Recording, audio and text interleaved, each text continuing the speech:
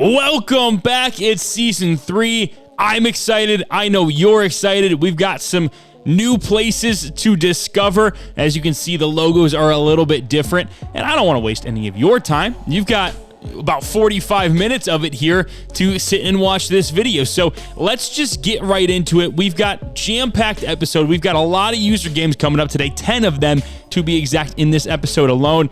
If that doesn't get you excited, I really don't know how to help you. But we're going to start in Huntington, West Virginia, where P. Rizzy is heading up the Marshall Thundering Herd and taking on the national champion runner-up Toledo Rockets. Now, if you remember, Coach Cam King is not here anymore. He is at Notre Dame.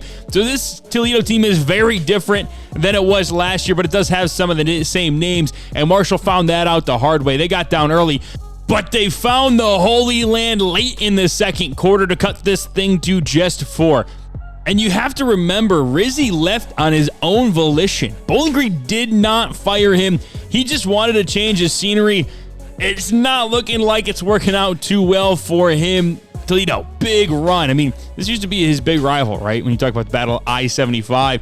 He's got to play him again, and this team is just as talented as it was last year. Maybe not just as, but pretty talented. And, you know, it didn't go Rizzy's way. Let's just say that Thundering Herd lose 45-16. Now we go to another new place. We're going back to an old place where ULM is taking on Buffalo. That is right, Coach Hugh Janus taking on the school that fired him. He had them at 4-8, won 2 of their last 3 to end the season, and they said, get on out of here. Now he's up 14-0 early, but the defense was an issue at Buffalo. It seems to be an issue again here, 14-7 now on that big play. Now back in the red zone, the offense is looking to get something going, but instead it's going to be an interception. And if you've seen a Buffalo game, now a ULM game, you know how this is going to end. That's a pick 6.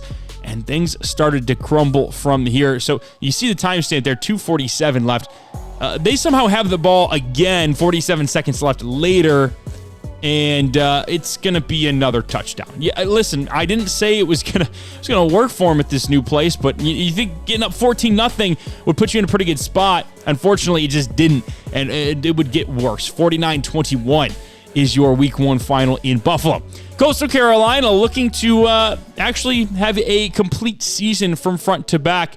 It starts off against a Central Michigan team that's not great, so it gives them an opportunity to start the season off right, and they would right there. New quarterback Tavian St. Clair is the talk of Myrtle. Maybe it should not be. Not exactly sure what the decision was there. But on the ensuing kickoff, that is a Red Sea parting. Moses, thank you very much for that one right there. Shots go back up 14-7.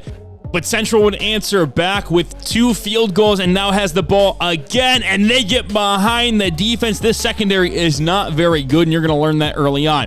But the offense, man, this offense is lethal. That is a score right there. Quick cut there. Sorry about it. 23-21 now, and St. Clair's going to show off the arm. That is a beautiful pass.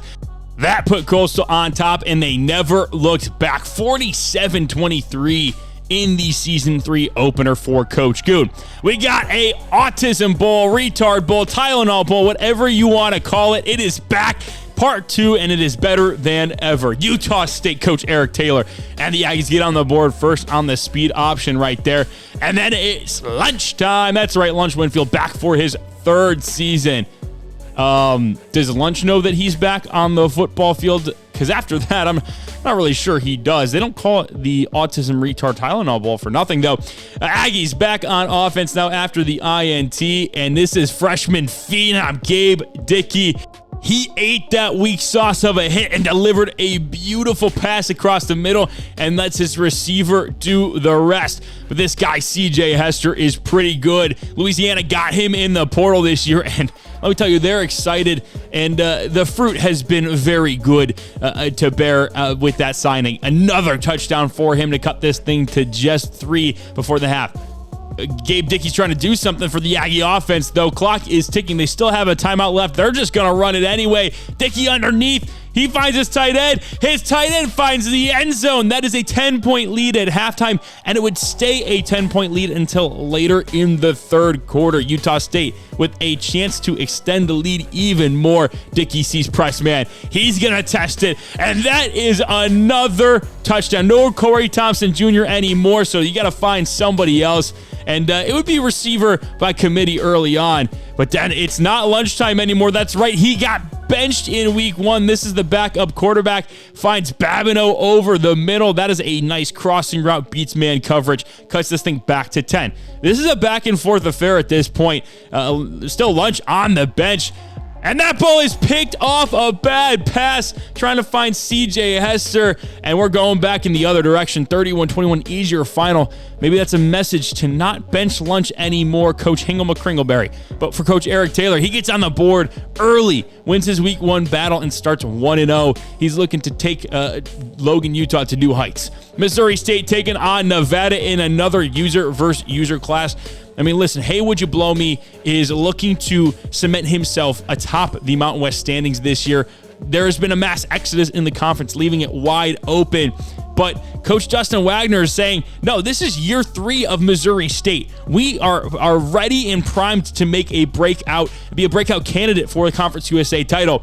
The defense, though, had a tough time stopping Micah Ford, as you can see right there, scoring that long touchdown, just breaking contain on the outside. 14-7. Now the backup running back wants to get in on the action. He's just going to use his speed to break those angles. That is pay dirt. That is 6, and it's a 21-7 lead now for the Wolfpack. Bears back in the red zone now, and Hellenbacher is going to take this one underneath his arm and find the end zone. That is a big-bodied man right there. Nobody wanted to meet him in the hole. Then the next time they touch it, they're going to run an RPO screen, and it's a foot race to the end zone. And I'll spoil this one for you. The Bears are going to win that. This is a tie ball game now, ladies and gentlemen, 21-all. But let's be honest, Nevada's got Micah Ford and Missouri State doesn't. Takes the pitch, cuts upfield. That is some beautiful ball carrier vision right there. 28-21. Now we are late in the fourth quarter. This is do or die time. 4th and 10 for Missouri State. Hellenbacher to his running back. First down, and then on the next play, they're going to give it to him again. That is a touchdown. We are tied up at 28, but the Nevada offense marches right down the field. Clutch time, Gene. 2 seconds left, setting up their field goal unit for this. Oh, that one's close. Does it have the leg?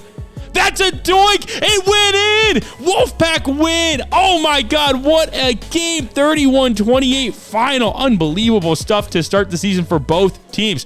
Coach Hardy Sonnenberger Jr. took his talents to Texas State after a disappointing year 2, to say the least, at Fresno State. They got his ass up on out of there, fired him mid-season.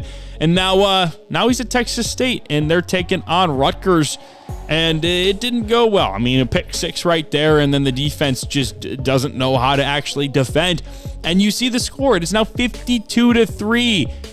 It didn't get any better, and I promise you it's probably not going to this year. They may not win a game. 59-17 is your final, so at least they did end the game off right, scoring 2 touchdowns. But, man, that was ugly.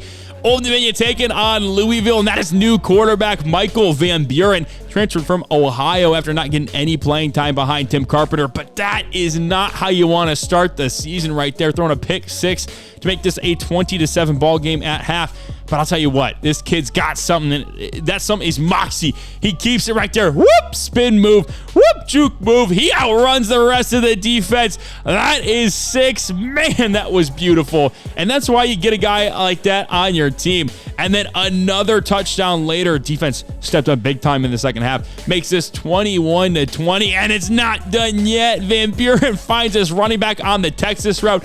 Extends it to 8. And now Louisville is basically on their last gasp. They need a touchdown here to make this thing go to overtime. But that is an interception, and we're going back in the other direction to put an exclamation. Whoop! Another spin move. Put an exclamation point on this bad boy. Narcs are up. And I'm telling you what, they're a dark horse to win the Sun Belt this year. Don't believe me, just watch. Ohio, App State. This is one that everybody is excited about. Ohio gets on the board first, 7-0. But then right back down the field is App State. Both teams traded touchdowns on their first possession. Ohio couldn't hold serve, though, so App State back in the red zone, and Doss, their new quarterback, stiff arm of the century, finds the end zone, and then they get another stop. They're back in the red zone, and this is their running back now taking the direct snap for the touchdown to take this thing to 14. Ohio is now basically do or die at this point. I know I've said that a couple of times, but they do. They get the touchdown right there, and then Jace Clarizio, the next time they touch the ball, finds the end zone on the Wildcat formation. So now it's 21-all as we head to the fourth quarter, and App State, now Doss keeping it here, and I'll tell you what, they are perfect so far in the red zone, having themselves a really good day down in that big area to win. So is Ohio. They come right back down the field and score as well. Ball now back in the Mountaineers' court, 3rd and 11, and they're going to run a halfback direct again. This time, it goes for a touchdown. I don't know what I just watched. I'm kind of speechless there. What the heck was that? Unbelievable. 35 seconds left, and that's another Ohio touchdown. They're going to go for 2 here to try and take the lead. I mean, this is a risky decision. Tim Carpenter rolling out. He finds his receiver. They take the 2-point lead. Just 7 seconds left in this ball game. App State now finds themselves down by 1 point, and they're going to give it to the running back with 7 seconds left, and it pays off. He picks up a huge chunk, only burns 5 seconds, and sets up this field goal. If it goes in, they win. If they miss it, they lose, and that thing is right down the pipe. That is a big win, big revenge for Coach Mike Roth and the Mountaineers over Coach Sean Combs.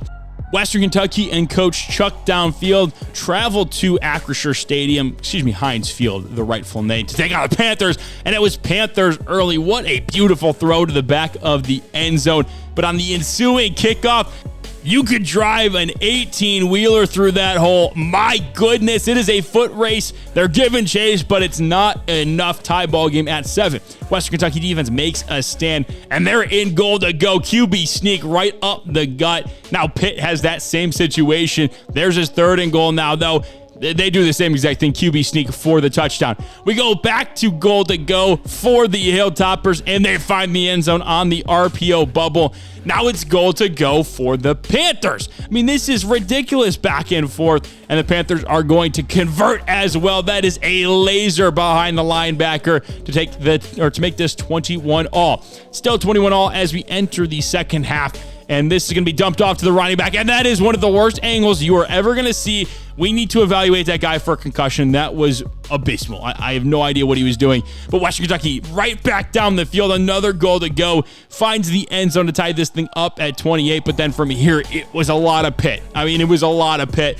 And the Hilltoppers just could not keep up. 35-28. And then they're back in the red zone. That is another beautiful pass.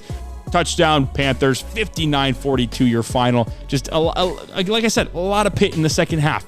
Middle Tennessee taking on Michigan yet again, trying to duplicate what was a miraculous finish, and that is going to be a great start. The punt return, that is Jarius Shaw on the return, and he is going to find pay dirt. That is a 7-0 lead now for Middle Tennessee, and they've got great field position yet again. Duggar rolling out of the pocket. He's going to put his head down. He's going to cross the plane. 14-0 now, Blue Raiders up. Bryce Underwood back in the pocket. He's going to throw it over the middle. That ball is picked off by Tyler Vance, and he's got some speed to him, the big man does. He's going to outrun everybody. That is another touchdown. 21-0 now. Blue Raiders up. Unbelievable. Julian Duggar rolling out of the pocket yet again, although they got good contain on him this time. He just throws up a prayer. Desmond James, unbelievable catch in the end zone. 28-0 now. It's now 28-3. This one's handed off. Nolan Ray, he cuts up field. He fights. That is another touchdown. 35-3. They're now up. But this was not as easy a victory as you would think. 35-17 now. That ball's on the ground. Shamari Earls picks it up. He's going back in the other direction. Guys, this is now an 11-point ball game. They were up 32 at one point. It is now 11 points. But Hollywood Smothers finds the end zone, puts Michigan away finally, and yet again, Coach Doc Hudson in Middle Tennessee able to stun Ann Arbor. Just unbelievable stuff. Another top 10 win. Delaware looking to start the season off right, playing a Tulane team that has high hopes in the American Conference, but so does Delaware and Conference USA. Starting off 7-0 was great, but the defense was not able to get a stop there. Tulane ties this thing up at 7. And then it was Mason Kelsey, again, risky pass, but it pays off, and sometimes you just need a little luck on your side. 14-7 now, Blue Hens are up, but the Green Wave come right back down the field and find the end zone on the bubble pass. 14-17 now after Tulane kicks the field goal. Kelsey rolling out of the pocket. You don't get pressure on him, that's a problem. I don't know how you let that guy scramble like that, but he makes them pay. 21-17 now, Blue Hens back on top, but they could not get the stops they needed to defensively. But the offense was trying to keep this team in it with 6:11 left in the game. 4th and 18, they have to settle for the field goal. They're only down 3, so this does tie the ball game. But the kick is pushed right just outside of the right upright, and that would basically do it. Although Delaware did have one more shot at the end zone. Kelsey, incomplete. That is an unfortunate loss for Delaware. We go to South Bend, Indiana next, where Kansas is trying to pull off the upset of 21 Notre Dame.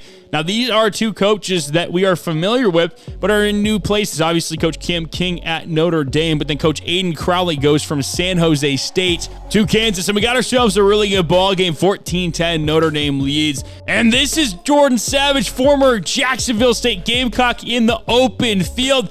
That is a kick return touchdown to extend this to an 11-point game.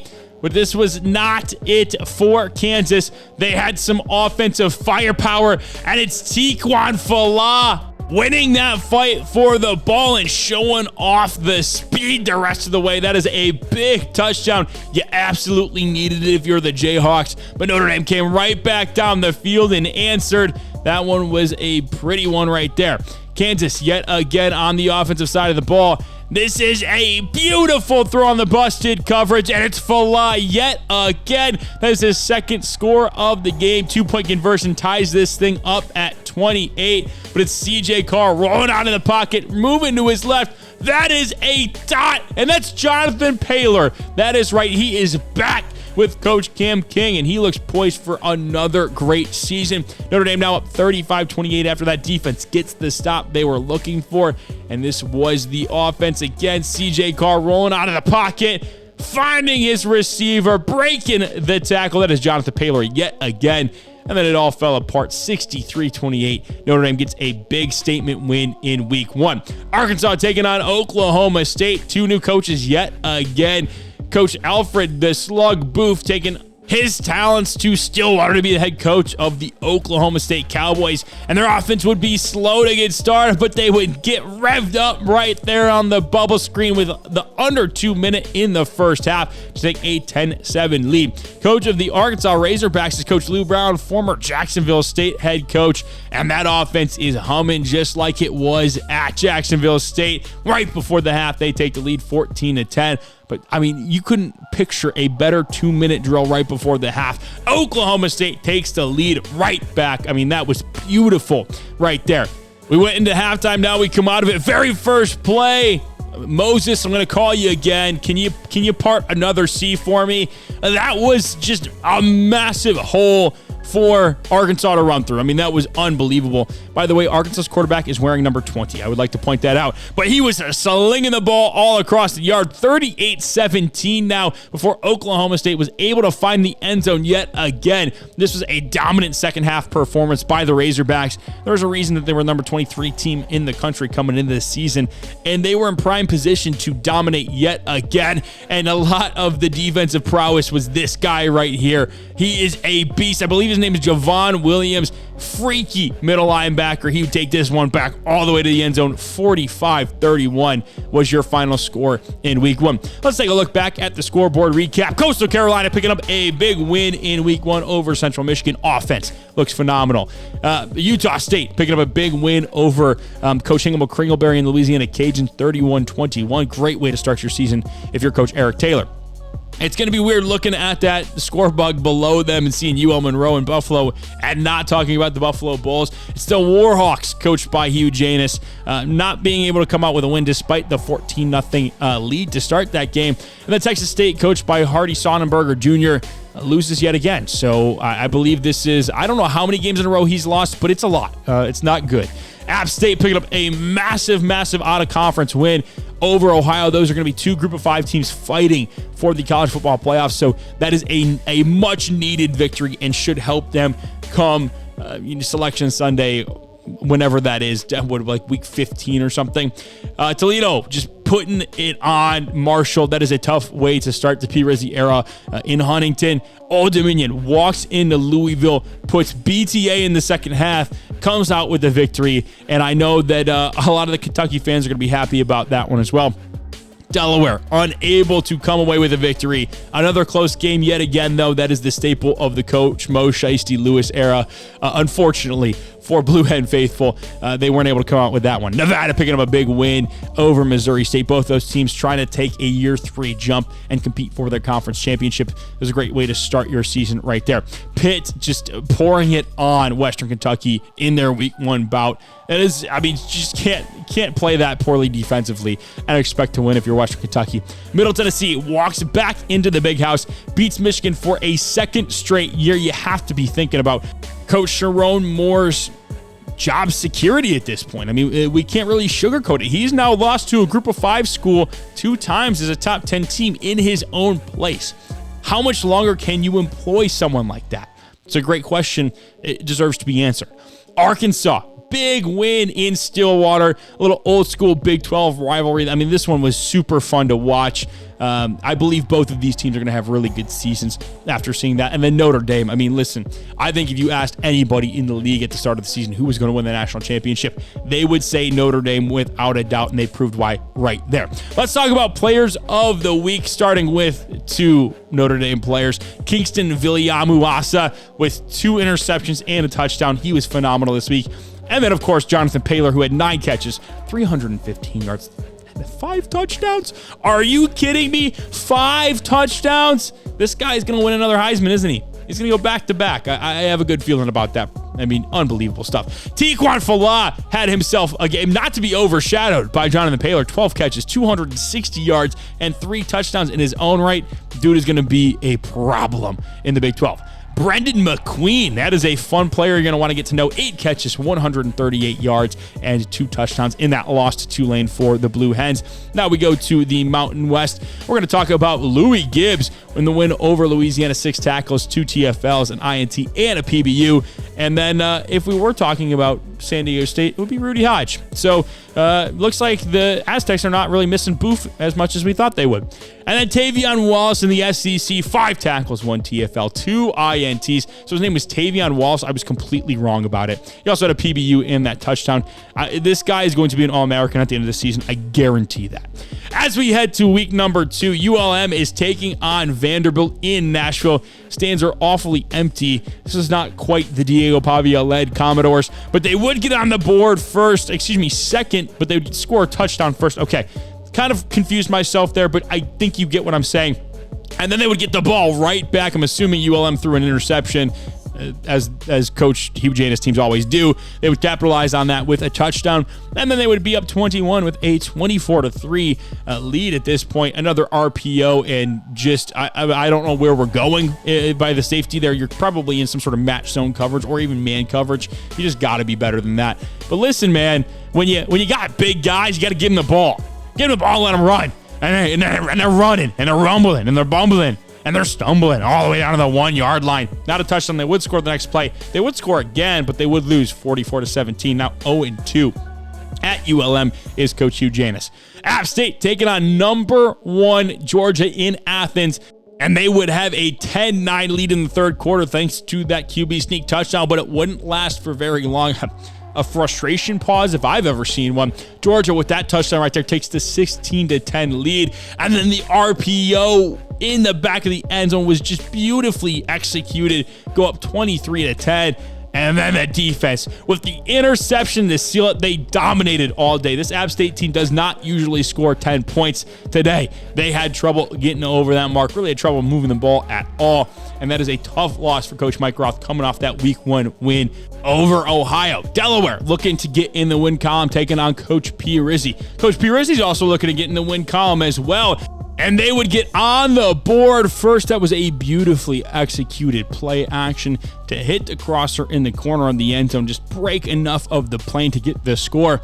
And then they would hit the running back on the wheel route, and he would sneak inside of the pylon. 14-3 now, Marshall. I don't know if anybody saw this score happening, but Kelsey would not let it last. It was not a great first half for the Delaware offense, but they finally picked things up. Now 14-14, and that is a big ass hole Marshall just ran through. 21-14 now, and then Kelsey rolling out of the pocket, finding the wheel route, another running back wheel route touchdown, swerving out of the way of the defense and getting into the end zone to tie this thing up at 21, and then it's Pippin. I think it's Mike Pippin. I think that's his name. Finds Pater right there. 4th and 2. Game on the line. That is converted by the Marshall Thundering Herd. And we're facing 4th down again. This time it's 4th and goal. You have to score a touchdown here. Otherwise, game is over. And game is over. That is a W for the Blue Hens. That is a W for Coach Mo Shiesty, and it's another loss for Coach P. Rizzi. Utah State taking on Wisconsin, trying to defeat the Big Ten foe, and I'll tell you what, that's how you do it right there. Wisconsin has already lost to a team from the league. Oh, it's a safety. Oh, my God. 9-0, and we didn't do it with field goals. That's pretty fun.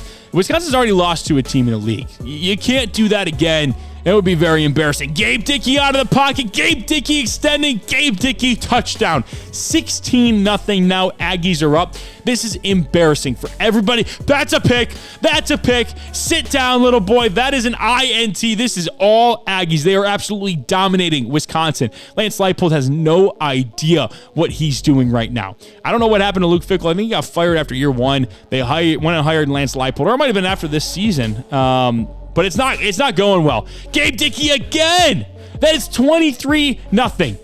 Or excuse me, 24-0. Now 24-3. I'm getting a little ahead of myself. Just a little bit. Dickey trying to... Oh, what? Dickey, what are we doing? I was going to say trying to put the dagger in the heart of Wisconsin. Obviously, that didn't happen. That was an interception, and then Wisconsin drove right down the field, using that as momentum to find the end zone. 24-10 now. But Utah State's offense is so good that they drove right back down the field. Got goal to go again. Kicked the field goal. What are we doing? Oh, my God. No, he just drove. Oh, my God. Coach Taylor, me and you need to have a serious talk, because we kicked a field goal. We go up 3 scores there. Okay? Why are we throwing the ball? They just allows you to get picked off. And then, oh, man, at least you recovered the onside kick to avoid the dumbest loss I think we've ever seen. I didn't think anybody could beat Coach Goon in his loss to Troy, his absolute meltdown in the 4th quarter. You almost did right there. You were so close. You were so close. Middle Tennessee and Ohio taking each other on in another big group of 5 non-conference action. And it was Ohio capitalizing on 4th and 2, running the underneath drag route and just outrunning the Middle Tennessee defense for the touchdown right there. But then Hollywood Smothers on the first drive for Middle Tennessee State. I believe it was their second play from scrimmage. Outruns the entire Bobcat defense and finds the end zone to tie this thing up at 7. 4th and inches now for the Bobcats. They converted on their last 4th down. What's to say they can't do it again? Making a lot of changes in the line of scrimmage is Tim Carpenter. He finally takes the snap, and that ball is incomplete. Middle Tennessee takes over with great field position. 1st and 10 now from the 10. I guess they can technically still get a first down. Julian Duggar going to keep this one. He's going to make a man miss, not quite, just outrun him. And that is 14-7 now. Middle Tennessee up on the Bobcats. The Bobcats cannot afford to go 0-2. Clarizio on the keep right there. That is a 14-all ball game. Middle Tennessee drives back down into territory. That's pressure. That ball is intercepted. I'm not sure what Duggar was trying to do there, but it's going to cost his team greatly. Ohio drives all the way down the field, 5.5 minutes left in the game, and Clarizio's going to fight his way into the end zone to take the 21-14 lead. Bobcats would also add a field goal on their next offensive possession as well to go up 10, basically putting this one out of reach, or so we thought. We know Middle Tennessee has a kind of ability to come back in these games. Jalen Ibakwe finds the end zone there, but the onside kick was recovered by the Bobcats, and these two teams are now 1-1 after their first 2 games. Louisiana looking to get in the win column against South Alabama, who's already played 2 games on the season, and it kind of looked like that early. The very first drive of the game, that was, just picturesque. There was no notes on that play. Goes for 7 for the Jaguars, but the defense did not quite show up on this play, allowing the touchdown right there. South Alabama would add a field goal to go up 10-7. Now we're late in the third quarter, and I'll tell you what, the South Alabama defense has really stepped up. Only 7 points so far and that's another stop for Louisiana. Could you draw up a better executed play on defense than that? And it's a safety. Okay, Cajuns. The Cajuns defense came to play as well, and that should have been an interception, but Babineau picks it out of the air, and he's got some speed too, so he's going to find the end zone. Now we got a 16-10 ball game. I don't know why you didn't go for 2 there.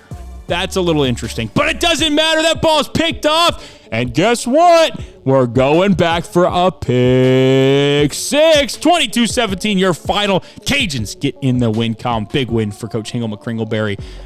Let's just say Lafayette wasn't too happy with him after week 1. Western Kentucky and Nevada taking each other on in some, I believe these two teams have played once before as well, back in year number 1. It was Brad Smith just rolling out of the pocket, nobody there. A nice little stroll down Easy Street for the touchdown, and then he QB sneaks it as a second rushing touchdown of the game. 14-0 now. The Hilltoppers are on top, but not for long. Michael Hudson, get him the ball, let him get in space and kind of do what he does best, and that is make people look ridiculous. He does right there, but on the ensuing kickoff, guess what's going to happen here? Kick return touchdown. That's right. Ring, ring, ring. Hello? Who's that? Oh, it's a house call. Yeah, I'm sorry. That was bad. But I'm going to leave it in the video because I'm a comedic genius, they say. 21-10 now as we enter the halftime break, but Brad Smith's going to, show off the legs yet again. Third rushing touchdown for the kid. This is just exactly how you need your quarterback to play coming off of a loss. Now down 25 points. Michael Ford's going to find the end zone yet again, but it's just not enough. 42 points for the Hilltoppers as they find the win column themselves. Coastal Carolina taking on number 6 Mississippi State. They're down 28-14. Make that 35-14 after that touchdown right there. This is all but over. Or at least it would be if it was anybody other than the Goot Master himself, Coach Goot. They find the end zone right there. They get a defensive stop the next drive, and then they find the end zone yet again. And just like that, this is a 7-point ball game. Now it's 14 again after the defense decides that, hey, we're really good. We don't want to play defense all the time. But you know why I'm showing you this. Ring, ring, ring. Hello? Yeah, it's another house call, baby. I did it again. Suck it. Come on, baby. That is speed. He's got the need for speed, man. Yeah, there's just nothing like it. 35-42. And guess what? Defense gets a stop. Offense gets a score. We are tied up at 42, ladies and gentlemen. Tied up at 42. I bet you didn't see this one coming. Or maybe you did after I told you that this was going to happen. I kind of alluded to it. But did I allude to the defense sucking major ass? Because they do. They are very bad. They are very bad, and if you haven't figured that out already, you will in the coming weeks, because I'll tell you what, I've never seen a defense this bad. However, when the offense is this good, you can kind of afford for the defense to be this bad. Tavian St. Clair was just dicing up this defense. Now they're going for 2 to try to take the lead. This is gutsy stuff. And they're going to convert 50-49. Coastal Carolina is up. All they need is for the defense to make one stop. They just need one stop. Oh, man. Oh, that was ugly. Wow. This is... Yep, and they're going to make it. Wow, what an embarrassing way to lose for Coastal Carolina. Fortunately for them, not the most embarrassing way they lost. So they probably won't be remembered, but that's just tough. Defense just cannot get a stop to save their life. Arkansas, Notre Dame, 2 of the top-ranked teams in the league. Obviously, it's a top 25 matchup. You got number 19 Notre Dame, number 22 Arkansas, and it was Arkansas getting on the board first. And then backup quarterback, redshirt freshman quarterback, Terrell Owen, something Owen. I forget his real name. My mind is a little mush right now. I don't know if you could tell. Finds the end zone right there. Now it's 14-10. Arkansas kicked the field goal. Notre Dame another touchdown. But the Razorbacks are going to just, I guess, one-play touchdown. That was pretty fun. 17-14 now. They face a second and goal after defense gets a stop and just right up the gut. I mean, just Main Street, baby. 10-point lead now for Arkansas. I'm going to break out a pig call at one point. You guys are just going to have to be ready for it. Well, we're going to do a little woo pig call in here. What a throw. What a catch. I mean, that was just awesome. That was awesome from the redshirt freshman quarterback. But this Arkansas offense, man, they just are a machine. They are a machine in every sense of the word. Just everything that they do is just done at such a high level. But all of a sudden, Notre Dame has tied this ball game up. I was yapping way too much and not really talking about the game, but busted coverage, I think. I mean, is that a defensive lineman in coverage 40 yards down the field? Arkansas is going to take advantage of that one, absolutely, without a doubt. But then, guys, look who shows up. Bang! Yep, it's Wallace again. Yeah, he's going to have another interception. Like, if he gets enough interceptions that go back for a touchdown, he could win the Heisman. Big win for Arkansas, 48-38. They are now 2-0. Notre Dame takes a big hit there with that loss. Probably shouldn't affect them too much, though. FCS Midwest taking on Texas State, and that guy deserves his scholarship revoked. I'm not sure what he was doing there, but, I mean, that is a certified autism moment. Good Lord, that was bad. Texas State needs a win, man. And if you're going to get it against the FCS opponent on your schedule. You have to. 13-2 now. What a score that is. 13-8. Do we kick the field goal? No, we went for 2 points. Does that say 24-10? You're joking, right? Please tell me you're joking. You can't give up 24 points to an FCS team. That's ridiculous. That is ridiculous. Okay, 24-17 now. But why is FCS in scoring territory? Why are they in the red zone again? Oh, my God. Does that say 52-20? Holy, fire him. I don't care. Get him out of there. Get him out. I cannot see this guy coach another football game. Are you kidding me? If anybody ever loses to that Texas State team this season, they should be fired immediately. I mean, that is ridiculously bad team. Kansas and Old Dominion, though, were having themselves a ball. 21-21. It's a pretty fun Kansas touchdown, wasn't it? And then coming out of the break, another one. They get in the red zone, and then get into the end zone. But the defense struggled to stick with this offense from Old Dominion. That was a nice spin move. I mean, we see a lot of spin moves from this Old Dominion team, and they do it really well. Tank Hawkins, if you haven't learned the name yet, you need to, because this guy is a freak show, man. He's an electric factory. I mean, he is Devin Hester on steroids. Imagine if Devin Hester was like a legit wide receiver. That would be this guy. That's not good. Kansas was going in to score, but they get stuffed on 4th and goal just to pass. I mean, it was open, just didn't get there. And then now down 38-28, they find the end zone. Okay, they get the ball back. The 12 seconds, like you're gonna need a goddamn miracle here. And that's not gonna do it. You should have gotten it to Tiquan Fala. Old Dominion picks up the big win in the non-con. I promise that's not New Mexico. I don't know why it says that. 38-35 is your final, and Kansas is now 0-2 to start the year. Missouri State trying to pull off the in-state upset, was so close to doing so last year, and this year it didn't really have the same magic. Now down 27-10 after that Tigers touchdown right there. Tigers and Bears, all we're missing is Lions for me to say, oh my. That is another Missouri State touchdown. So it's a 10-point ball game. They're not necessarily out of it. I know it was doom and gloom a little bit earlier, but this thing could still go the Bears' direction. You just need a couple of things to break your way. If they can get those, that would be great. But if they can't, this one's probably not going to end the way you want it to. And this touchdown would be nice, but not enough. Now down 37-24. That would be the final. Scoreboard recap: Ohio, big win over Middle Tennessee, picking off Julian Duggar 5 times in that win. Delaware picking up a big win over Marshall. Both those teams came into the game 0-1. One of them had to come out with a victory was the Blue Hens. Missouri State falling ever so short of the in-state upset. I mean, it was a little bit bigger than ever so short, but a 13-point loss is a formidable loss. Western Kentucky, big out-of-conference win. They get in the win column as well. They are now 1-1 on the season. Nevada, That's a tough way to lose. They're now 1-1 on the season, both games against Conference USA opponents. Interesting, just to note that. Old Dominion, we just saw them, big win over Kansas. Kansas now 0-2. Just tough. Old Dominion's 2-0, by the way. Forgot to mention that. That's a big one. Texas State should be fired into that's the program, the coach. Hardy Sonnenberger Jr. should be fired into the sun, never to be seen again. Louisiana needed the win over South Alabama. It was ugly, but you got the job done, and that's what matters. We needed the W. We got the W. App State loses. I mean, that was a tough game. They got dominated. It was clearly because of a talent. It wasn't the scheme, right? It was that Georgia just outplayed these guys. You got 4 and 5 stars across the board. You're going to be tough to beat, and App State found that out the hard way. Coastal Carolina somehow managed to find a way to come back from a 21-point deficit, only to lose on a last-second field goal. They had a lead at one point as well. Like, I don't know what to do with that team. They frustrate me constantly. Coach Goon, I don't know if he'll ever be able to win the big one. Like, I just don't have any faith in him at this point. ULM just got embarrassed, but it's okay because they're building something there, right? They're building, and I fully believe in Coach Hugh Janus's ability to get them to the mountaintop.